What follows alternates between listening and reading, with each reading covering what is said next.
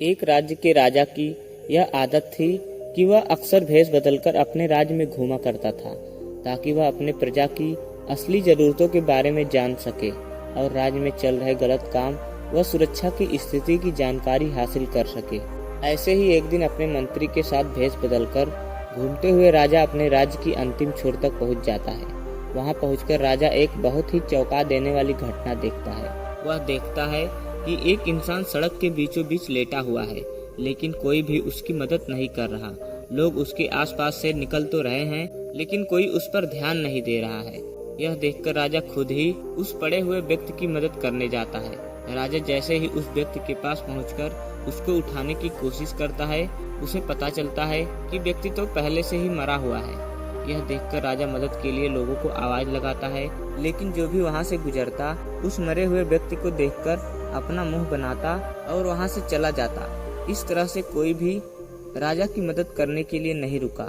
अंत में राजा ने वहां से गुजरने वाले एक व्यक्ति का हाथ पकड़कर उसे रोकते हुए पूछा, मैंने लोगों को इसकी मदद के लिए आवाज लगाई, लेकिन कोई भी इसके पास तक नहीं आया।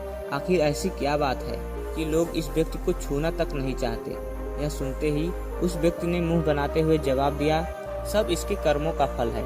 यह हमारे नगर का सबसे बड़ा पापी है। इसने अपने पूरे जीवन काल में सिर्फ बुरे कर्म ही किए हैं। यह कहता हुआ व्यक्ति भी वहां से चला गया। उस राहगीर के मुंह से ऐसी बातें सुनकर राजा अपने मंत्री की मदद से उस मृत व्यक्ति को उठाता है और लोगों से पता पूछ उसे उसके घर तक ले जाता है। अपने मृत पति को देख उसकी पत्नी जोर जोर से रोने लगती है। तभी थोड़ी देर बाद राजा उसकी पत्नी से लोगों का उसके पति के प्रति जो व्यवहार था उसके बारे में बताता है, जो उसने सड़क पर देखा था।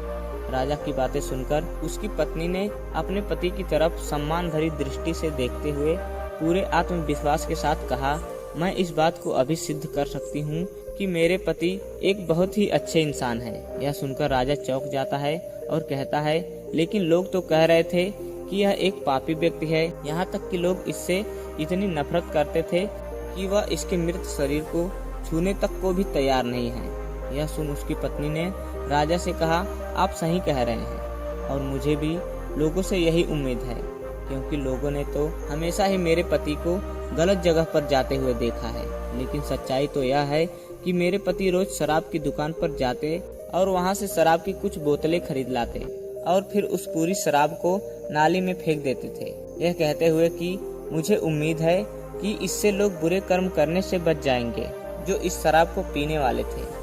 उसके बाद रात में मेरे पति उन स्त्रियों के पास जाते जो देह व्यापार करके अपना जीवन यापन करती हैं। उनमें से कुछ स्त्रियों को वह पूरी रात की कीमत देकर दरवाजा बंद करने के लिए कहते, जिससे कम से कम उस रात तो उनके पास कोई ना जाए।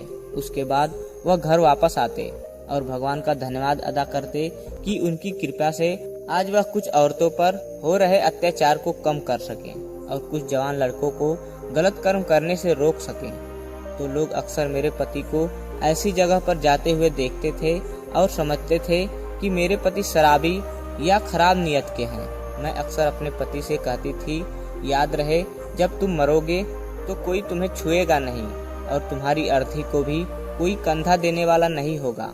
मेरी इस बात पर अक्सर मेरे पति हंसते और कहते, तुम देखना मेरी अंतिम यात्रा पर स्वयं राजा और इस शहर के सबसे बड़े और सम्मानित लोग मेरे अर्थी को कंधा देंगे और मेरी अंतिम क्रियाक्रम को पूरा करेंगे।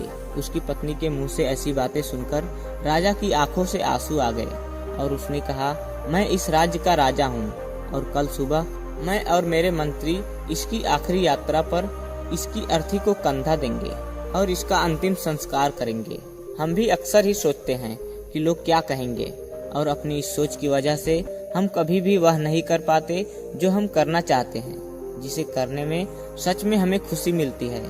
तो इस कहानी से हमें यही सीख मिलती है कि लोग क्या कहेंगे, इस बात की परवाह किए बिना हमें वह करना चाहिए जो करना सही है, जिसे करने से हम सच में खुश रह सकते हैं।